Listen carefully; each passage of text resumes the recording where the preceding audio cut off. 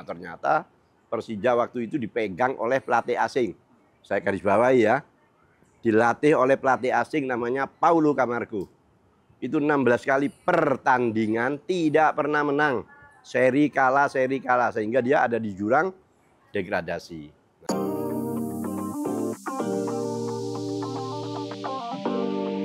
Assalamualaikum warahmatullahi wabarakatuh. Waalaikumsalam. Buat kita semua, jumpa lagi dengan saya Eko Priyono, manajer peliputan di Tribun Network. Sekarang saya sudah berada di Hotel Sultan bersama dua orang tokoh sepak bola. Tapi saya nggak perlu kenalin karena ini berhubungan dengan tema yang saya bahas. Coach, apa kabar? Baik. Masih ingat namanya siapa? Muhammad Zain Al-Hadad, biasa dipanggil Coach Mama. Oke. Ya, inilah Coach Mama. Kenapa saya begitu? Karena banyak yang mengira Coach ini pelupa, kemudian terkena penyakit apapun yang bikin ya perilaku Coach aneh. Nah, makanya saya di sini coba konfirmasi apakah hal itu memang sesuai fakta. Tapi ya nanti pemirsa bisa menilai sendiri apakah Coach ini orang yang pelupa atau enggak. Tapi tadi Coach sudah ingat namanya. Karir melatih Coach apa aja? Ya, jadi gini. Saya itu kemarin ketemu yang biasa di Dokter Sarif, yang biasa dipanggil Papi. Papi dokter. Nah, ketemu dokter, akhirnya kita ngobrol cerita-cerita. Nah, Dokter Arif ini kenal betul sama saya, tahu sama saya. Terus saya disuruh datang ke Sultan. Ditemukan sama yang namanya Master Eko. Nah, karena Papi ini dengar cerita-cerita katanya saya ini pelupa. Padahal itu memang cerita yang kita bikin supaya orang itu gembira dan ketawa. Kalau ceritanya lucu-lucu dia pasti ketawa. Kadang-kadang cerita itu ditambah-tambah, dikurangi, gitu. Nah, akhirnya menyebar seolah-olah saya ini pelupa. Mungkin begitu. Akhirnya Papi ini langsung turun tangan. Emang contoh ceritanya tuh kayak gimana sih, Coach? Banyak yang saya buat, orang-orang jadi ketawa itu. Gimana? Jadi pertama itu biasa-biasa saja, biasa-biasa. Tahu-tahu teman-teman Niak Mitra ini dan teman-teman seperti almarhum Ricky Yakob itu kan senang ketawa. Akhirnya disebarin. Wah, cerita ini disebarin, kadang ditambah-tambah. Ada beberapa cerita memang. Contoh, waktu saya bawa istri saya ke TP. Ini ceritanya. Ke TP waktu itu kan lagi Tunjungan Plaza. Nah, terus gimana, Gut? Udah, saya ke TP sama istri saya. Setelah itu saya pulang ke rumah, sampai di rumah mamaku tanya, ya kan? Loh, Mak, mana istrimu? Waduh, ketinggalan di TP. Ketawa semua kan. Nah, itu ceritanya. Nah, saya pikir semua ketawa. Nggak apa-apa kok. Yang penting semua ketawa, bahagia, kamu dapat pahala. Padahal itu nggak mungkin lu. Nggak ada. Masa istri ketinggalan justru sekarang ini Ali Jawa Pos itu nungguin saya. Kok kapan pulang dari Jakarta? Kok nggak pulang-pulang? Dia mau ngajar saya cerita lucu-lucu ini. Nah, yang kedua, misalnya waktu itu pegang tim kan. Ada satu pelatih, saya sebut gitu. Kadang-kadang itu Coach, ya sudah terserah saya boleh. Ada satu pelatih, di babak kedua kira-kira berjalan 5 menit, pemainnya disuruh pemanasan. Pemanasan di sana kan? Nah, kita pelatih-pelatih di sini. Ini cerita lucu-lucuan. Udah, rupanya dia pemanasan 5 menit, 10 menit sampai terengah-engah ya. Sampai tahu-tahu pertandingan kurang 3 menit. Mungkin dia pikir, kok aku udah dipanggil-panggil ini. Akhirnya dia lari ke depan kita gini, ke depan pelatih, manajer, dia lari. Tujuannya mungkin akhirnya dari tadi udah pemanasan. Nah, ketawa. Loh, kamu ketawa juga kan? Nah, inilah. Ada pemain ngocel bener. Jadi kalau beneran gitu kebayang kan? Loh, ini ketawa semua. Akhirnya menyebar kemana-kemana ini. Malah ditambah-tambah di ini lah. Saya diem aja. Yang penting lucu, orang bisa ketawa dapat pahala. Saya pikir begitu. Tapi kejadian aslinya? Nggak ada. Nggak ada, itu cerita-cerita. Jadi nggak mungkin ya? Nah inilah cerita konyol ini akhirnya. Nah Papi turun tangan. Ya udah coach besok nemui Mas Eko gitu. Nah Papi dokter, kenapa perlu ngerasa meluruskan hal ini gitu? Sama seperti ketika kita meluruskan Evan Dimas, kenapa ini penting untuk Coach Mamak? Saya tertarik karena saya melihat bahwa Coach Mamak ini yang saya kenal, dia tidak seperti yang orang bayangkan atau orang ceritakan bahwa dia itu pelupa. Saya sudah lama kenal dia, sering cerita. Kalau saya ke Surabaya pun, saya telepon, dia ingat jam dan kapan saya janji. Umpamanya saya janjian, oke, kita janjian di Hotel Elmi. Datang dia ya? Iya, jam 7 bener. Sebelum itu malahan biasa kadang-kadang saya yang lupa. Dia udah datang, saya yang lupa. Saya ketawa sendiri saya dalam hati. Ini yang pelupa saya atau Mama? Iya kan, itu yang masalahnya itu. Karena cerita-cerita yang sering dia buat. Dan itu pun saya sering buat cerita-cerita begitu.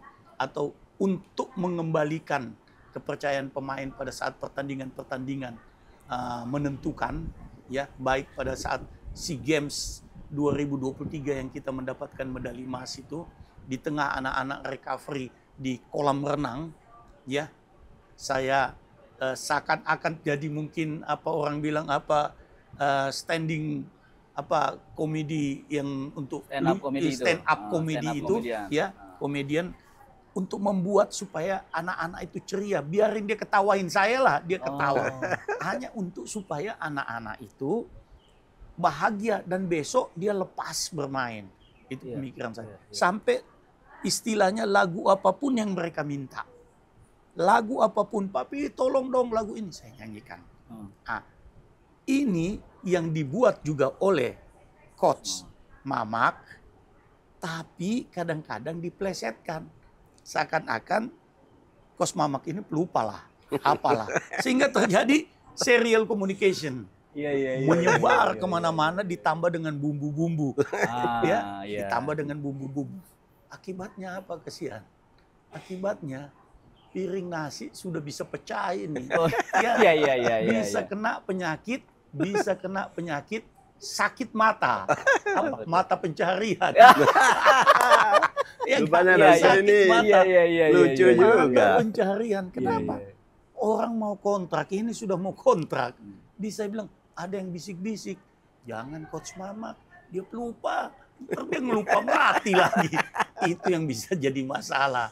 Karena itu, saya tertarik sekali. Sebab saya tanda-tanda bahwa dia kena Alzheimer syndrome kah atau apa, di mana kita tahu kalau orang yang Alzheimer syndrome, dia pergi ke sana, dia lupa balik. Coach Mamak ini pergi kemana sendirian tidak lupa-lupa. Udah biasa aja, ya kan. Artinya tidak benar yang seperti ini orang kawan-kawan menceritakan atau yang kita dengar.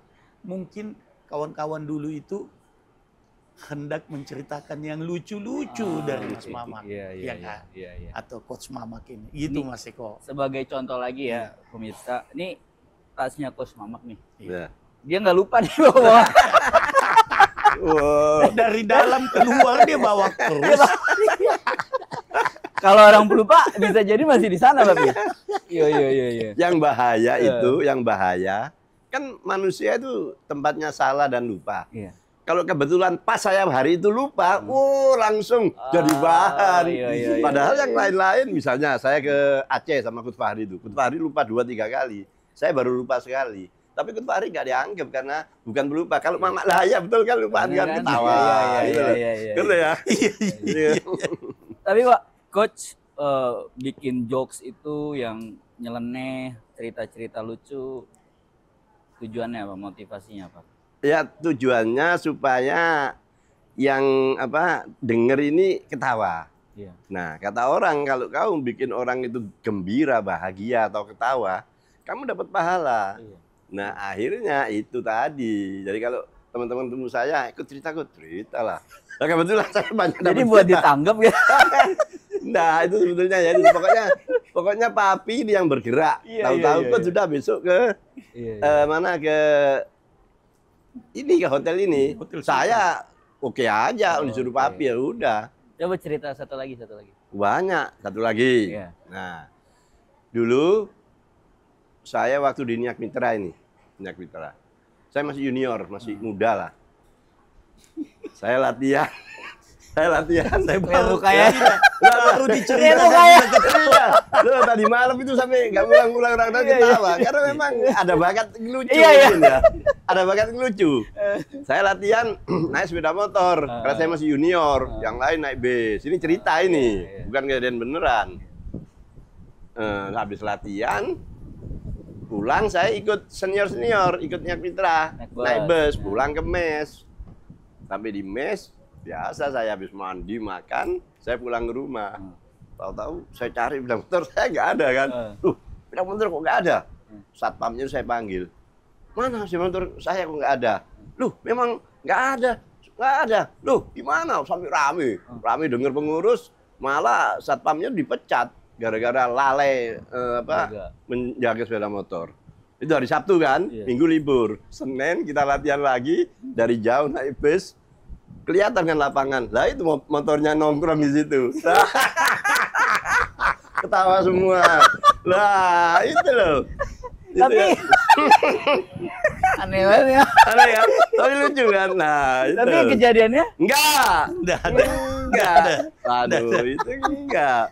Jadi coach emang naik bus. Ya, Emang naik bus. Iya, naik bus pulang naik bus. Motor tambahan cerita aja itu ya. Tambahan untuk lucu-lucuan. Jadi mereka seneng. Jadi waktu main bola dengan lawan apa yang terus ini ada lagi cerita nih. Ini berkaitan dengan bola. Yang penting ketawa semua. Itu main di Semarang, Tugu Muda Cup. Tahun 81, Niak Mitra juara. Juara ya. Tahun 87 juga juara, saya kaptennya. Saya top skornya. Nah, waktu tahun 87 saya kan masih muda. Ya kan? Kut, berani main? Mak, berani main? Berani. Ya udah, kan dapat bola kasih ya, supaya senior pun nggak marah. Kalau kamu nanti dribble kecantol kan marah. Siap. Nah, mainlah saya. Nah, saya dulu kan kebetulan jago dribble. Saya dapat bola karena masih muda kan, dikejar kan. Kejar sama lawan, saya bawa lari. Kejar lagi, saya bawa lari kenceng. Tahu-tahu prit. Duh, apa ini? Kok nggak ada orang? Gawangnya di sana. Gawangnya ada kelewatan. Kan di Semarang gitu kan ada belakang lapangan itu ada rumput. Lah ketawa semua. Lah itu ceritanya. Aneh banget. Iya kan? Itu Dan ceritanya. orang percaya itu kejadian ya, Bi. Itu kalau kejadian tuh aneh banget. Aneh kan? Iya kan? Nah, itu ketawa semua. Itu. Oh iya. Terutama almarhum Ricky Yakob. Oh, itu paling seneng. Paling seneng Ricky Yakob. Mak cerita. Nah, udah. Saya ceritain aja. Yang penting ketawa semua. Coach Mamak, yang waktu pemain apa terus ada wali kota atau tendang bola. Iya. Ini ada pertandingan Niak Mitra lawan Taiwan. Kembali lagi, saya masih muda kan. Saya main. Klub dari Taiwan atau Taiwan ya? Taiwan. Kan Niak Mitra dulu bagus. Ada tendangan kehormatan. Wali kota kan. Di awal pertandingan.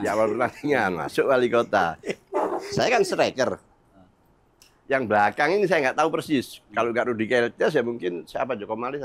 Mak, nanti kalau ditendang kamu kejar ya. Saya kan masih muda, masih siap. Aku bilang gitu. Masuklah wali kota ini. Masuk, tendang bola, tak ke arah Taiwan. Taiwan gini semua kan. Terus kata, mak kejar mak. Saya kejar itu bola itu. Saya kejar, saya bawa gini. Udah mau deket gawang, orang Taiwannya bahasa Taiwan, bahasa Cina. Kocak sesama teman. Mungkin tujuannya, hei ambil, kalau nggak jebol gawang kita ini. Akhirnya dia ambil, main lagi toh. Polikotnya. Nah, ketawa semua. Langsung. Saya gini, nggak jadi tendangan karena Mama, gini, saya nggak tahu Pak, saya disuruh yang belakang ini. Ketawa semua, ya gitulah kira-kira. Nah, banyak cerita. Nah, lawan Oman. Ya, lawan Oman ini. Kan golin. Nah, Coach 2 gol. golin, ya. Lawan Oman, saya masih ingat itu tahun 87 di Thailand. Indonesia waktu itu butuh menang sama Oman supaya bisa ke semifinal. Iya. Udah, saya main lawan Oman. Main, saya mikir. Sebelumnya ketemu di apa? Lift itu sama pemain Oman. Kan dikira waktu itu almarhum Bang Adi masih ada. Kan saya kan Arab. Iya. Mak, kamu ngomong sama itu orang-orang Arab itu supaya dia nggak ngotot mainnya. Oh aman, saya bilang gitu. Tenang aja, beres gitu. Saya ngomong, lah saya bisanya waktu itu kan yakul makan ahlan wa sahlan, bisanya gitu. Iya. Tapi saya nekat aja. Oh aja dia bilang gitu. Oh ya, ngobrol di lift itu. Nah, akhirnya, Kut, Mak gimana? Sudah beres. Nanti mereka mainnya nggak ngotot. Saya candain gitu. Malam saya nggak bisa tidur kan. Wah gimana nih kalau besok kalah ini? Akhirnya saya berpikir, kan orang Arab itu kalau dipegang sininya senang. Tapi kalau dipegang pantatnya, nggak senang, dia marah.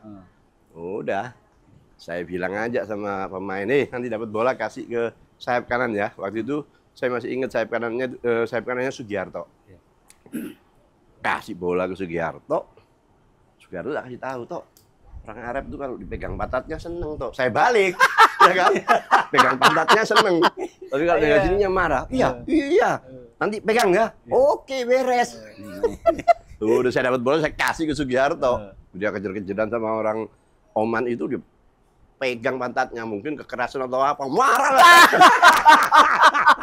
Marah kan, sekut, kartu kuning. Ya dah. Sugiarto, alah, tenang aja. Kasih bola lagi. Yang kedua, kena betul rupanya. Marah, disikat kartu merah. Nah, akhirnya saya enak bikin 2 gol. Nah, cerita lucu-lucuan itu. Kejadiannya gimana? Memang betul menang 3-0 lawan Oman. Saya cetak 2 gol. Tapi nggak ada yang kejadian seperti itu, nggak ada. Itu cerita. Itu cuma cerita. Ya Allah. Gitu loh. Oh iya. Jadi ada hal aslinya tuh kejadian. Tapi di coach tambahin. Nah, karena kalau itu. ceritainnya apa adanya ya udah. Iya, selesai. Sejarah aja gitu. Iya. Oke. Nah, gitu. Banyak. Iya. Anak-anak itu seneng. Makanya kalau ada saya rame pasti. Rame, wah ketawa semua. Kemarin aja Gut Indra, dokter ada 5 orang, 6 orang. Saya ceritain, ketawa sampai terpingkel-pingkel. Termasuk Rendra, tanya Rendra itu. Iya. Ada Heru itu. Ya begitu lagi-lagi. Kata-kata Rendra gini, wah Gut ini multi talent. Iya. Kenapa? Main bola bisa. Pemain iya, pelatih iya, komentator iya. Lucu-lucuan juga iya. Ngelawak. Nah, terus saya diundang di tempatnya Bambang yang di Tebet. Saya kirim ke Rendra. Saya waktu nyanyi, tambah kaget entah, nyanyi bisa. Begitu lagi kira-kira. Iya. Nah, saya cuek aja, tenang aja. Dokter tahu-tahu yang punya inisiatif, wah ini kalau nggak dilurusin ini kesian mama nanti gak ada yang mau ambil, dikira pelupa bener ini. Iya. Kira-kira begitu ya, Dok ya? Coach, ini untuk ngetes lagi ya. Ya. Ingatan atau kalau coach ini nggak pelupa gitu. Coach ini kan one man club ya. Ya. Satu klub nggak pindah-pindah Niak Mitra. Mulai dari dia belum berdiri kan Sampai bubar. dia didirikan sampai bubar 90 ya Coach. 90 91 bubar. Alasan kenapa nggak pindah klub bisa diceritain lagi? Ya. Jadi gini, saya kan arek Surabaya, orang Surabaya. Saya pertama masuk atau main bola di klub itu namanya Mitra Surabaya. Belum ada Niak Mitra. Tahun 78, 77, 79 saya di Mitra itu. Coach, bentar dulu nih. Berarti coach kan lahir September 61 ya? Ya, 61. Masuk itu Mitra itu 7 tahun berapa? 77, 78 lah. 16 tahun. 16 tahun. Nah, akhirnya saya main di situ. Ada namanya Samun Resa, Suyanto, Bambang yang Tebet itu. Makanya Bambang tak ingat kan. Bambang itu termasuk senior saya. Tapi di Mitra ya, bukan di Niak Mitra. Akhirnya 79 lahirlah Galatama namanya Niak Mitra. Nah, saya dari Mitra amatir itu naik. Tapi saya main di Persibaya dulu, Suratin Cup tahun 80. Setelah saya dari Suratin Cup, saya langsung teken kontrak di klub Niak Mitra, profesional. Nah, tahun 8 kompetisi pertama tahun 79 yang juara itu Warna Agung. Niak Mitra runner up. 80-82 Niak Mitra juara. 82-83 Niak Mitra juara lagi. Waktu itu Syarnubi Said membuka keran pemain asing. Niak mendatangkan Fandi Ahmad dan David Lee. Juara lagi. Tapi saya waktu itu masih muda, jadi saya belum jadi pemain inti ya, main beberapa kali. Tapi ada di dalam tim itu. Ada. Saya ada terus. Setelah 84 terjadi banyak pemain-pemain senior yang pindah. Ada yang ke Persibaya, ke Kramayuda. Akhirnya saya naik menjadi kapten ke-11-an. Nah, muncullah pemain-pemain baru, ada Hanafi, Rajaya Hartono. Jadi perombakan itu tahun 84 85. 86 kita masuk di 4 besar. Tapi 87 Niak Mitra juara dengan anak muda-muda ini, saya kaptennya. Top skor juga. Ya, terus 88. 89 harusnya juara lagi, tapi ada istilah juara tak bermahkota. Ingat kan? Kayak Belanda juga. Ya, juara tapi tak bermahkota. Iya. Harusnya Niak Mitra yang juara, tapi karena terlambat protes atau apa, akhirnya Pelita yang juara. Kita runner up. Nah, enak tuh. Sampai 90 Niak Mitra bubar. 91 lah. Nah, itu kan masih 90 berarti 30-an ya? 30 tahun. Ya. Kenapa nggak main lagi, kenapa milih jadi asisten pelatih? Nah, gini, waktu itu Niak Mitra bubar, ada klub namanya Asyabab. Nah, Asyabab itu di kota Surabaya. Kebetulan ya banyak teman-teman saya di situ. Udah masuk Asyabab aja. Nah, tadinya saya memang sebagai pemain. Tapi setelah berapa bulan terjadi kekosongan pelatih. Waktu itu Rusdi yang latih. Rusdi ditarik ke Mitra atau ke apa, nggak ada pelatih. Udah mama aja merangkap sebagai pemain, sebagai pelatih. Nah, di situ nggak lama kemudian tahun depan muncul Abdul Qadir, saya jadi asisten Abdul Qadir. Muncul Sartono, saya jadi asisten Sartono. Tahun 84 saya menjadi pelatih. Rusdi 94. Kembali 94. Rusdi kembali sebagai manajer teknik. Saya sebagai pelatih. Nah, ini lucu kejadian, ada kejadian ini, tapi ini kejadian benar ya. Saya waktu itu playing coach ya. Saya waktu itu playing coach, pemain juga terdaftar sebagai pelatih juga. Tahun 94 itu. 94. Kemarin Sukron cerita. Kemarin kebetulan saya ke Banyuwangi ketemu Sukron cerita itu sama teman-temannya. Ini mama gila. Waktu 94 Asyabab main sama Barito 0-0. Babak kedua dia masuk menang 1-0. Nah, setengah mainan 0-0 lawan Barito itu. Ini penonton di belakang, di atas pada teriak-teriak. Main di mana main? Mama, saya nama panggilannya Mama. Main di mana? Main di Tambak Sari. Lawan Barito Putra. Setengah mainan 0-0. Nyerang-nyerang terus nggak masuk-masuk. Iya kan? Saya sudah punya feeling, wah saya nanti mau, kalau nggak menang saya mau masuk aja. Karena pikiran saya kalau saya masuk sebagai pelatih, minimal saya bisa menyuruh anak-anak ini semangat, ayo lari, ayo ini. Dan strategi taktik yang kita buat itu bisa jalan. Karena saya waktu itu kan masih muda juga. Udah setengah mainan, dapat 10 menit, 15 menit, saya suruh tulis nama saya. Hah? Yang betul iya, saya buka training saya. Saya main. Iya kan? Ini kata temanku, Mak, ini madu dan racun. Loh apa maksudnya? Kalau madu, kalau kamu menang, kamu dapat madu. Tapi kalau kamu kalah, racun.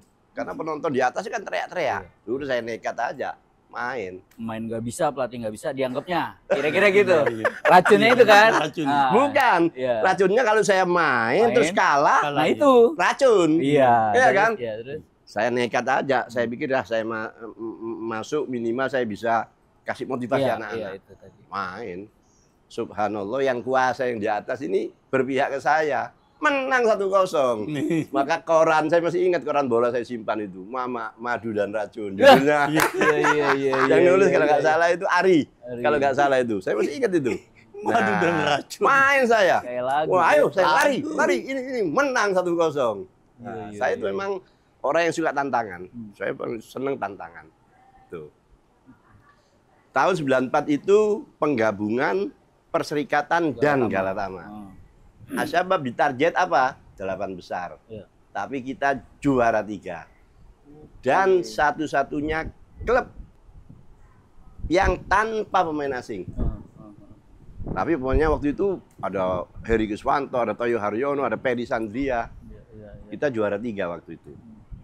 Targetnya apa? 8 besar. Tapi kita alhamdulillah melebihi target.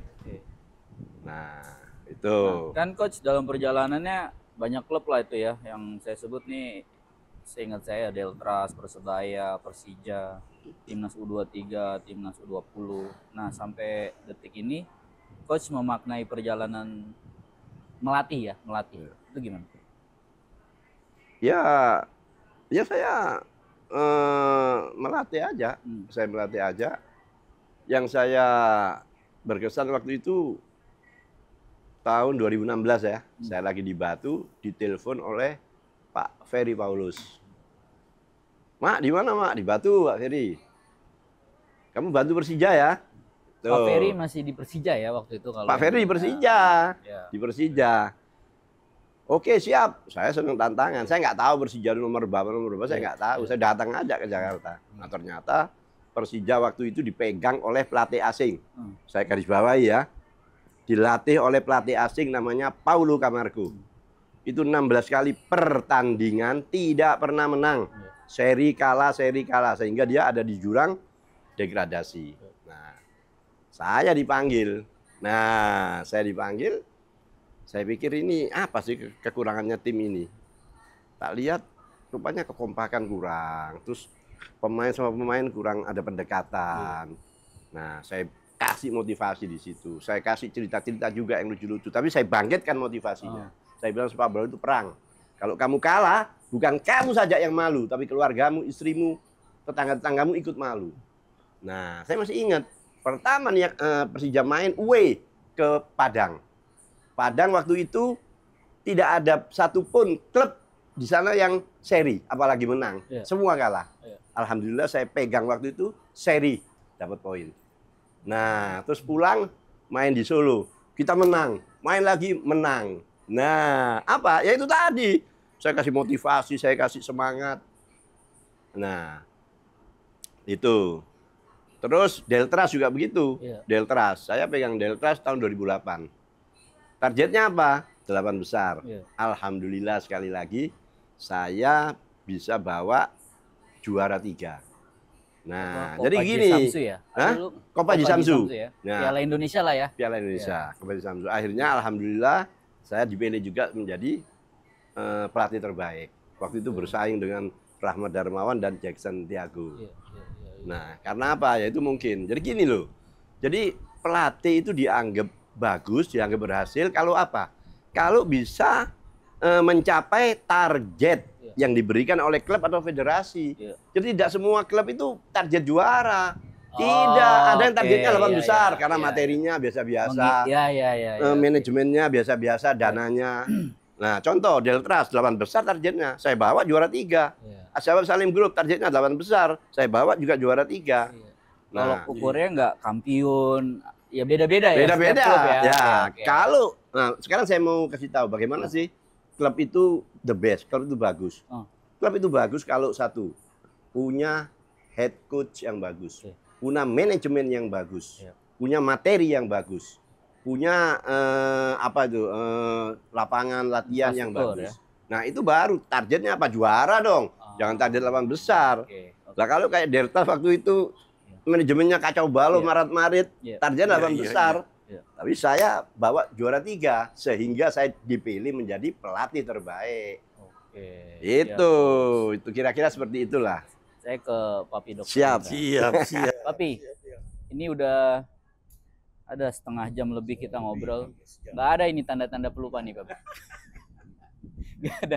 Nggak ada. Nah, menurut Papi, apa yang bisa ditiru ya sama atlet-atlet, khususnya pemain sepak bola kita yang masih aktif, dari apa yang dilakukan Coach Mamak dari mulai dulu berkarir sampai sekarang. Kemudian soal kesehatan ingatan ya, daya ingat. Apa yang bikin seseorang tuh ya emang masih di usia yang nggak lagi muda gitu ya, daya ingatnya masih kuat gitu. Memang ada penyakit-penyakit tertentu yang bisa kena walaupun masih usia muda pun kadang-kadang bisa terkena penyakit pelupa ya, makanan dan lain-lain ya, potong. Penyakit-penyakit lain, umpamanya penyakit-penyakit penyerta ya.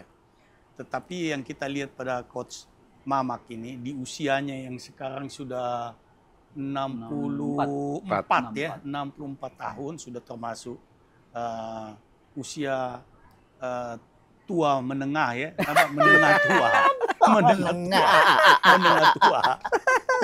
Iya, iya. Saya melihat bahwa Coach Mamak ini memang banyak bercerita, melatih otak dia untuk berbicara, melatih untuk tetap bisa berbicara dengan baik. Ya, itu salah satu yang melatih kita supaya banyak mengingat, banyak membaca dan lain-lain ya. Ternyata Coach Mamak ini terus menjalankan itu. Sehingga apa yang kita bayangkan bahwa Coach Mamak ini pelupa tidak ada sebenarnya pada Coach Mamak ini. Hanya kesihan aja bahwa adanya cerita-cerita ya, istilahnya mungkin orang bilang serial communication yang orang dapatkan dari mulut ke mulut tentang cerita-cerita lucunya Coach Mamak ini disampaikan sehingga masuk pada owner-owner penentu kebijakan klub, sehingga pada saat mau dikontrak orang semua ada rasa takut. Ini kesian, harus kita luruskan supaya, karena akhir-akhirnya juga Coach Mama yang kena sakit mata, ya kan, yang tadi saya bilang mata pencaharian, enggak masalahnya itu yang kita harus kan kita harus luruskan, kasih tahu kawan-kawan. Nah, kalau secara medis, Papi, ada nggak korelasinya cerita-cerita lucu yang dibuat siapapun ya, kita nggak cuma Coach Mama, terhadap kesehatan pribadinya? Oh iya, memang karena dengan hati yang bahagia, ya maka muncullah pemikiran-pemikiran yang positif, yang sehat, tentunya yang lebih baik, kan? Karena selalu kita berpikir positif, ya enggak? Kita berpikir bahwa dengan menyenangkan orang, maka kita membuat orang lebih bahagia, mencerita lucu bahagia. Dengan bahagia itu kita mendapatkan pendapatan, istilahnya hasil yang bisa kita bilang yang tidak pernah kita harapkan, yang nanti tercatat di akhirat, catat, dia sudah berbuat baik, walaupun kita tidak tahu apa ada apa enggak, tapi yang kita yakinin bahwa itu semua kita akan dapatkan. Setidaknya orang ketika ketemu senang ya. Senang, baru lihat, karena belum apa-apa. Kalau Bapi bilang bahwa itu senyum, membuat orang senyum. Senyum itu ada kepanjangannya, sehat, nyaman, untuk makhluk. Kenapa untuk makhluk? Bukan hanya untuk manusia.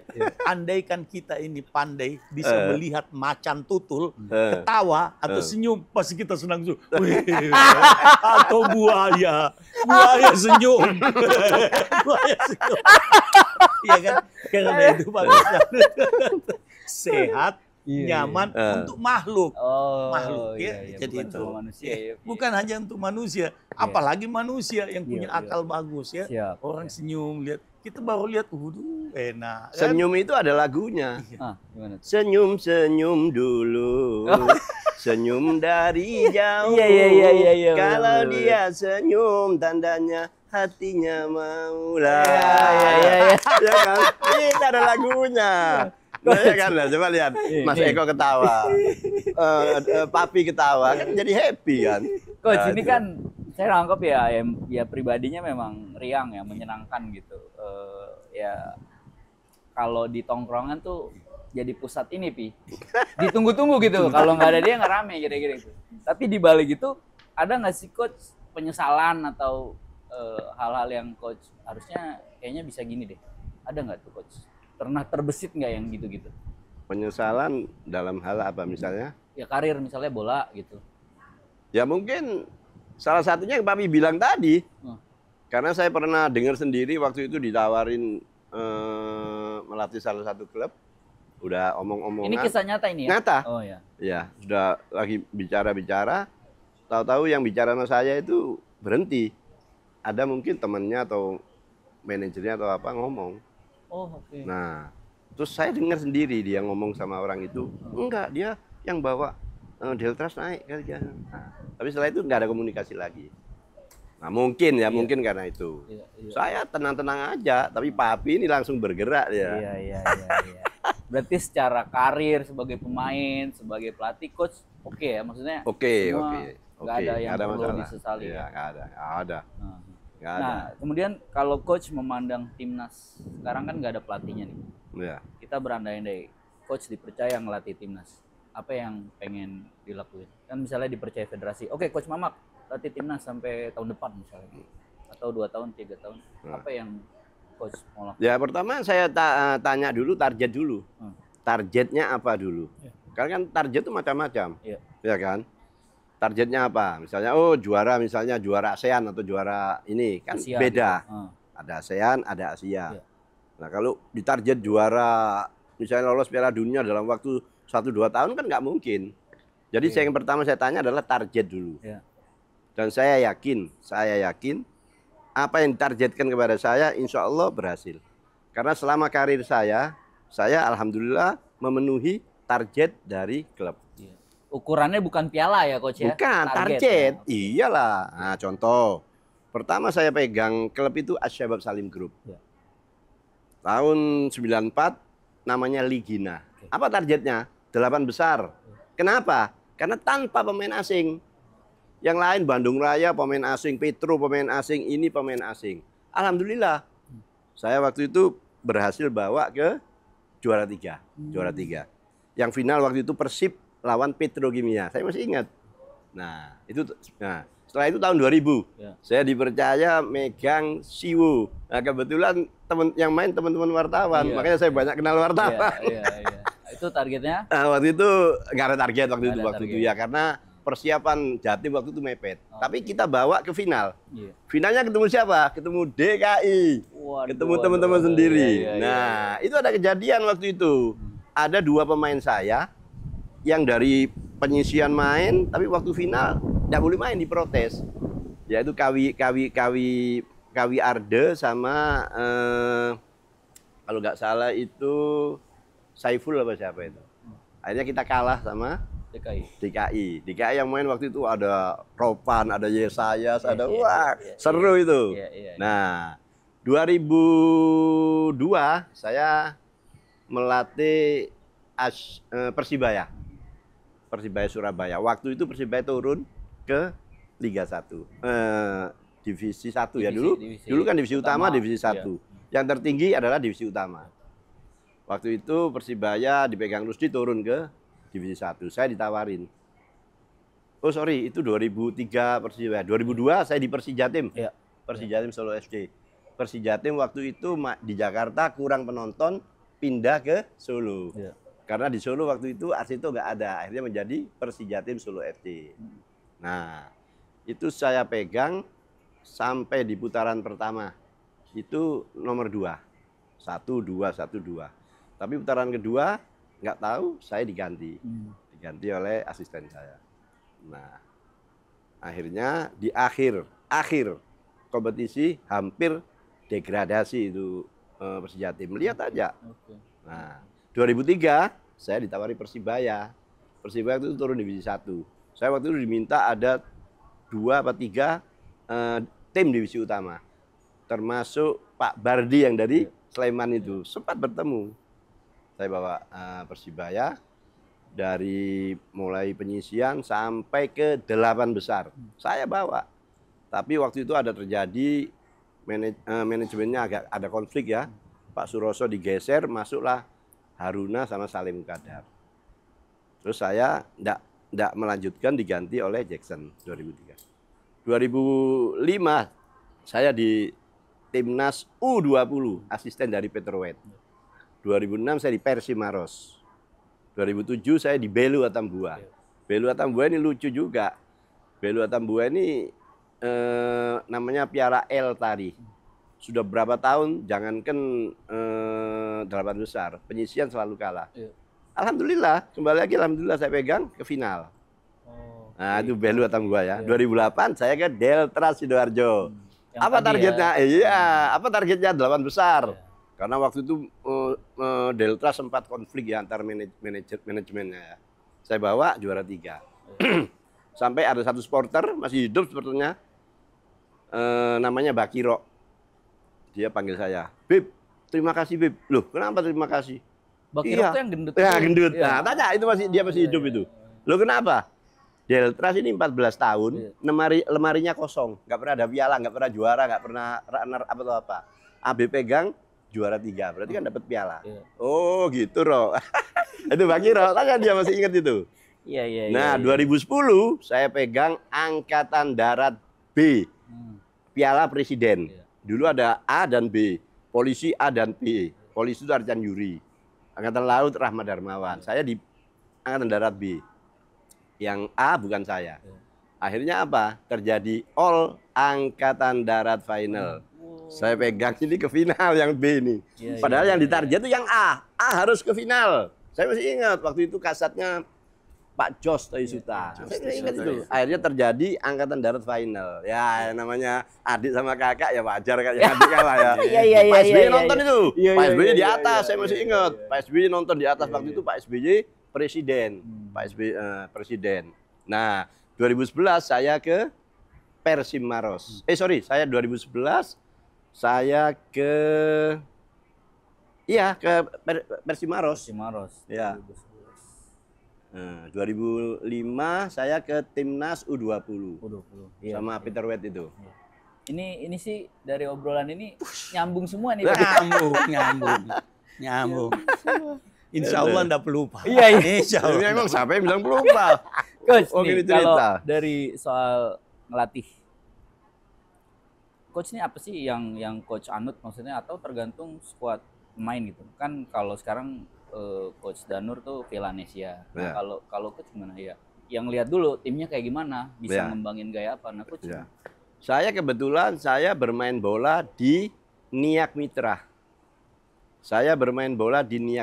Niak Mitra itu kita harus akui adalah salah satu klub Galatama terbaik di Indonesia karena 3 kali juara, bahkan 4 kali, yang satu tak bermahkota. Nah, keuntungan saya bermain di klub Niak Mitra sehingga banyak pelatih-pelatih yang datang ke situ, saya mendapatkan banyak ilmu. Dan Niak Mitra dulu menyukai sepak bola menyerang. Nah, dia pakai sepak bola attacking. Dulu formasinya masih 4-3-3. Pernah sekali-sekali main 4-4-2 tapi kurang seneng pemain. Pakai 4-4-3-3. Jadi saya suka sepak bola menyerang. Nah, cuman di sini banyak orang yang nggak paham ya. Dikira kalau 4-3-3 ini berarti menyerang. Kalau 5-4-1 berarti bertahan. Itu salah. Jadi 4-3-3 maupun 5-4-1 itu bisa dibuat menyerang dan bertahan. Contoh, kita pakai 4-3-3. Ya, kita mainkan 2 sayap. Ketika kalah bola, nah ini kuncinya di sini. Kalau kita press di daerah lawan, berarti kita menyerang itu. Tapi kalau kita mau bertahan, kita retreat mundur ke tengah. Nah, ketika diperkuat pertahanan. Nah, itu saya lihat kadang-kadang salah. 4-3-3 berarti menyerang. Enggak, sama. 4-4-2 sama. Kalau kita kalah bola di daerah lawan, kita press di daerah lawan, tujuannya apa? Supaya lawan berbuat kita cepat bisa bikin gol. Itu tujuannya. Nah, itu kita dulu saya suka menyerang. Tapi saya lihat kalau lawan saya kuat, lebih kuat dari saya, kalah bola saya suruh retreat. Retreat tujuannya apa? Jangan sampai kebobolan. Baru kita counter attack. Kenapa sih kita retreat? Tujuannya apa? Supaya lawan naik. Kalau lawan sudah naik berarti kan ada space kosong di sini. Nah, itu yang kita incer. Itu yang kita incer. Nah, itu pemain dimatangkan, diberi pengertian, diajari, dipraktikkan dalam latihan. Ada istilah reading the game. Membaca permainan lawan, apa kelemahannya secara individu, apa secara tim kelemahannya. Dipelajari dulu. Setelah itu baru dipraktikkan dalam latihan, baru diperagakan dalam pertandingan. Kesimpulannya tidak pelupa. Kesimpulannya tidak pelupa. Semuanya. Orang cerita aja dia masih ingat. Titik koma hafal semua. Jadi terlanjutin ya, 2014-2015 saya di Timnas U23, asistennya Aji Santoso. 2016 saya di Persija. Nah, 2017 saya di Persida. Iya. Terus 2018 kan ada corona itu, sepatan itu. Kira-kira seperti itu. Nah, Coach, jadi nih, yang menarik juga kan Coach pernah lawan Arsenal. Arsenal. Ya, Coach? Arsenal 16 Juni 83 di Stadion Gelora 10 November. Ya. Itu? Meskipun jadi pengganti, tapi apa yang bisa dikenang dari laga itu? Ya, tentu saya senang. Kesatu, saya masih muda. Oh iya, 83 berarti iya, saya masih muda. Ya. Kedua, saya bisa berhadapan dengan pemain hebat. Ada Pat Jennings, ada pemain hebat. Tentu saya senang dan gembira, ya kan. Walaupun saya main sebagai pengganti, tapi senang. Ya. Waktu itu masih ada Fandi Ahmad, ada David Lee, dan ada dannya. Arsenal waktu ke Indonesia, semua tim yang bermain lawan Arsenal dikalahkan, termasuk timnas. Kalau nggak salah Persija, Medan, hampir semuanya kalah. Tapi dia ke Surabaya lawannya kita kalah 2-0. Kenapa? Dimainkan agak siang, jam 2 pas setengah 3. Jadi itu bule-bule kepanasan itu. Ya kan? Ternyata kalah juga dia. Jadi saya bingung kalau terlalu mengagung-agungkan bule itu boleh lah. Kalau bagus kita agung-agungkan. Tapi kalau nggak bagus ya jangan diagungkan. Sama lah. Nah, ada lagi satu cerita, saya pegang Persija. Ini fakta. Saya pegang Persija. Persija main ke Makassar. Kan? Pelatih Makassar waktu itu Wim Risbergen, asisten pernah Piala Dunia. Ini fakta. Korannya saya simpan masih ada. Yang akhirnya melatih timnas ya? Iya, kalah sama Persija 1-0. Besoknya apa? Wim Risbergen dipecat. Nah, itu. Jadi jangan terlalu lah. Boleh kalau orang asing itu boleh, yang bagus kita ambil ilmunya. Tapi kalau yang nggak bagus jangan terlalu diagung-agungkan. Gitu. Sepak bola sekarang ini beda dengan dulu. Dulu kita kursus itu apa? S1, S2. Sekarang sudah pakai license. License D, C, B, A dan Pro. Coach apa? A, AFC. Saya AFC. Saya terakhir ikut Pro. Saya ikut Pro, iya. Nah, jadi di kursus itu udah diajarkan bagaimana tentang counter attack, bagaimana pressing, bagaimana build up, bagaimana wing play, diajarkan. Bahan-bahannya dari mana? Dari FIFA sama aja. Tuh. Jadi seperti itulah, kira-kira seperti itu. Oke. Coach, nih terakhir buat Coach, tolong ceritain asal mula panggilan Mamak. Nah, ini pernah ditanyakan dulu waktu saya di Persija. Jadi saya itu, nama saya kan lengkapnya itu Muhammad. Muhammad Al-Haddad. Muhammad begitu Zain. Belum. Muhammad Al-Haddad dulu. Muhammad Al-Haddad di KTP sampai sekarang saya Muhammad Al-Haddad. Lahir namanya Muhammad Al-Haddad. Tapi ketika kita mau main ke luar negeri, paspor itu harus 3 nama. Akhirnya apa? Muhammad Zain Al-Haddad. Zain itu siapa? Zain ayah saya. Jadi Muhammad Zain Al-Haddad. Dipanggil Mama. Kenapa dipanggil Mama? Saya di Surabaya, di gang saya, di kampung saya itu, nama saya Muhammad, panggilannya Mama. Jadi orang turunan itu kalau nama Muhammad dipanggilnya Mama. Tapi kalau nama Ahmad dipanggilnya Ama. Jadi karena saya Muhammad dipanggilnya Mama. Nah, makanya sekarang kadang pakai nama Muhammad, kadang pakai Mama gitu. Jadi ketika ke luar negeri saya ikut Kings Cup di Thailand itu, paspor harus 3 nama. Saya kasih Muhammad Zain Al-Haddad. Kira-kira seperti itu. Kings Cup itu yang sekarang jadi Liga Champion ya? Liga Champion. Enggak, itu ASEAN itu. ASEAN. Piala Raja. Piala Raja itu. Saya ikut 86, 87, 88, termasuk lawan Oman itu kita waktu itu juara 4. Bagus waktu itu timnas, karena lawan-lawannya yang main siapa? Ada Denmark, ada Austria, ada Korea. Dulu luar biasa itu. Siap, Coach. Ini sekali lagi membuktikan nih, Papi, karena gini, pemirsa silakan aja googling asal mula panggilan Mamak. Itu pernah ada yang nulis, jurnalisnya kalau nggak salah Muhammad Hari Prasetya, Super Bowl sekarang di Bola Sport. Yang tadi Coach bilang. Sama kan? Persis. Persis nih, 2016 dia masih ingat. Tulisan di web itu 2016. Karena tadi saya buka sebelum itu. Saya kasih kontroversial ya, yang nanti yang dengarkan pasti melongo. Justru saya lebih tajam ingatan saya dari yang normal. Nah, bingung kan? Bingung kan? Saya lebih tajam. Nah, karena apa? Kan saya pemain. Saya dulu berlatih itu 1 hari 3 kali. Saya jaga tidur, jaga makan, tidak merokok. Sehingga saya di usia sekarang saya masih main saya. Masih main. Nah, jadi justru ingatan saya ini bagus sekali. Makanya waduh. Nah, ya kan? Oke. Nah, Ya, persis tuh, itu. Coach. Nanti saya ada kok artikelnya, tadi saya buka. Buka. Oh, 2016. Persis yang beliau Itu. ucap. Jadi, Itu tajam berarti kan? 2016 kan 9 tahun yang lalu. 9 tahun yang Iya. lalu. Itu saya di Persija kalau nggak salah waktu itu. Ya, Persija. Saya diwawancarain Konteksnya itu. Persija, iya. Coach masih inget ya? Persija itu tanya itu 16 kali main dipegang pelatih asing namanya Paulo Camargo. Tidak bisa menang. Namanya. Nah, saya Paulo datang Camargo. 1 kali main ke Padang seri dianggap menang itu. Pulang ke kandang 2 kali menang berturut-turut. Jadi artinya apa? Bukan berarti kalau orang lokal itu tidak pintar. Siapa yang bilang? Gitu loh. Oke, dan Ya. tutup line up terbaik timnas Indonesia. Waduh. Menurut Coach. Wah ini yang repot ini. Coach ngalamin semua, melihat tuh pasti lebih luas gitu. Iya. Ketimbang yang era terbatas misalnya dari 90-an. Kiper. Ini saya nggak bisa karena apa? Teman-teman Itu dia. Itu paling berat. Pasti nggak enak.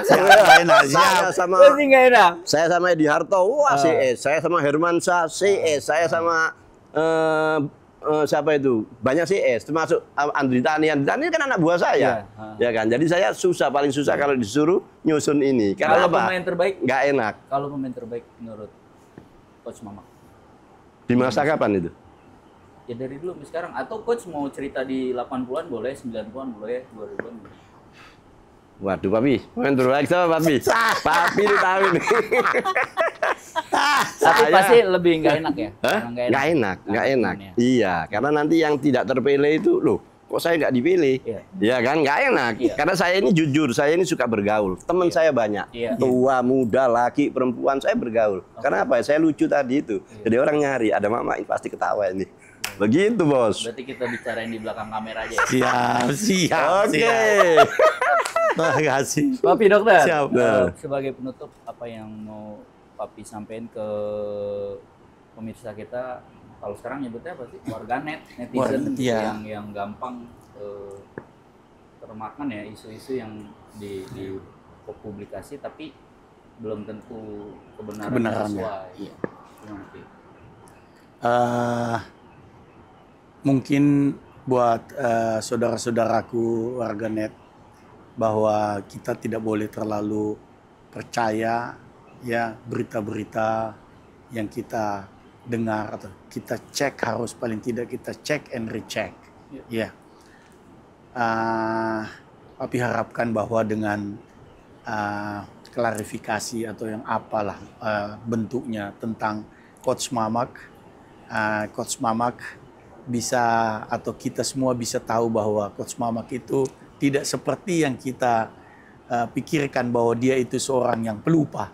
Ternyata ingatannya lebih kuat. Ya, karena saya jujur pun kadang-kadang saya sudah lupa umpamanya nama lengkapnya Paulo Camargo itu baru saya dengar sekarang. Paulo Camargo. Camargo, iya enggak kan itu sudah salah sebut lagi kita ya.